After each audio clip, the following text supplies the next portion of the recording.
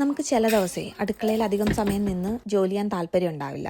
ചിലപ്പോൾ നമുക്ക് തീരെയും വയ്യാത്തതുകൊണ്ടായിരിക്കും, ചിലപ്പോൾ തീരെ സമയമില്ലാത്തതുകൊണ്ടായിരിക്കും. അപ്പോൾ അങ്ങനത്തെയൊക്കെ സമയങ്ങളിൽ നമുക്ക് ഈ ഫ്രോസൺ വെജിറ്റബിൾസും ഫിഷും ഒക്കെ നല്ല സഹായമാവാറുണ്ട്. അപ്പം കാനഡയിൽ ഒരുവിധം എല്ലാ പച്ചക്കറിയും ഫ്രോസൺ ആയിട്ട് മേടിക്കാൻ കിട്ടും. അപ്പം ഞാൻ എപ്പോഴും 1-2 പാക്കറ്റ് എക്സ്ട്രാ വാങ്ങി വെച്ചേക്കും. ഇല്ലെങ്കിൽ ഫ്രഷായിട്ട് മേടിക്കുന്ന പച്ചക്കറി കുറച്ച് തോനെ അരിഞ്ഞിട്ട് ബാക്കി ഫ്രോസൺ ആക്കി വെക്കും. അപ്പോൾ ഇതുപോലെ നമുക്ക് സമയമില്ലാത്തപ്പോഴോ വയ്യാത്തപ്പോഴോ വേഗം എടുത്ത് ഉപയോഗിക്കാം. അപ്പോൾ അതിൻ്റെ കൂടെ ഒരു തൈരും അച്ചാറും ഒക്കെ ഉണ്ടെങ്കിൽ ലഞ്ച് കുശാലായി. അപ്പോൾ ഇന്ന് എനിക്ക് തീരെ സമയമില്ലാഞ്ഞൊരു ദിവസം. അപ്പോൾ ഞാൻ സൈഡിൽ ട്രൈപോഡ് വെച്ചിട്ട് ഇന്നത്തെ കാര്യങ്ങളൊന്ന് ഷൂട്ട് ചെയ്യാമെന്ന് വിചാരിച്ചു.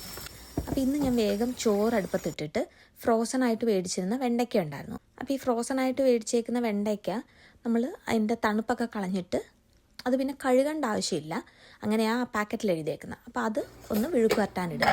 അപ്പോൾ ഈ വെണ്ടയ്ക്ക വിഴുക്ക് വരട്ടപ്പോഴേ അതിനകത്തോട്ട് ഒരു 5 മിനിറ്റൊക്കെ ഒന്ന് വഴറ്റി 5 മിനിറ്റൊക്കെ കഴിയുമ്പോൾ ഒരു ഇച്ചിരി നാരങ്ങ നീര് ചേർത്ത് കൊടുത്താൽ ആ വെണ്ടയ്ക്കയുടെ വഴുവഴുപ്പ് പെട്ടെന്ന് മാറിക്കിട്ടും. അപ്പോൾ നമ്മൾ ഒരുപാട് എണ്ണ ഒഴിച്ച് വഴറ്റേണ്ടി വരത്തില്ല. അപ്പം ഈ വീഡിയോയിലൊന്ന് സൂക്ഷിച്ച് നോക്കിയാൽ അതറിയാൻ പറ്റും. പിന്നെ കുറച്ച് ഫ്രോസൺ കൊഞ്ചുണ്ടായിരുന്നു. തക്കാളി, ഉള്ളിയും പച്ചമുളകും ഉപ്പും മഞ്ഞൾപ്പൊടിയും മുളക് പൊടിയും കൂടി ഇട്ട് ഒന്ന് വേവിച്ചിട്ട് അതിനകത്തോട്ട് ചെറിയ ഫ്രോസൺ കൊഞ്ച് ഞാൻ കഴുകിയിട്ട് ഇട്ടിട്ടുണ്ടായിരുന്നു. അപ്പോൾ ഇതെല്ലാം കൂടി നന്നായിട്ട് വെന്ത് വന്നപ്പോഴത്തേക്ക് തേങ്ങ അരച്ച അരപ്പും കൂടി ചേർത്ത് അത് റെഡിയാക്കി എടുത്തു. അപ്പോൾ വെണ്ടയ്ക്കയിൽ കുറച്ച് ഉള്ളിയും പച്ചമുളകും കൂടി അരിഞ്ഞിട്ട് അതും വിഴുക്ക് വരട്ടി എടുത്തിട്ടുണ്ടായി. അപ്പോൾ ഇന്നത്തെ ഊണ് ഇത്രയൊക്കെ ഉള്ളൂ. ചോറും വിഴുക്ക് വരട്ടിയും കൊഞ്ച് കറിയും കുറച്ച് അച്ചാറും. അപ്പോൾ അടിപൊളിയായില്ലേ? പെട്ടെന്ന് തന്നെ കാര്യവും കഴിഞ്ഞു. അപ്പോൾ അത്രയേ ഉള്ളൂ. Okay, by.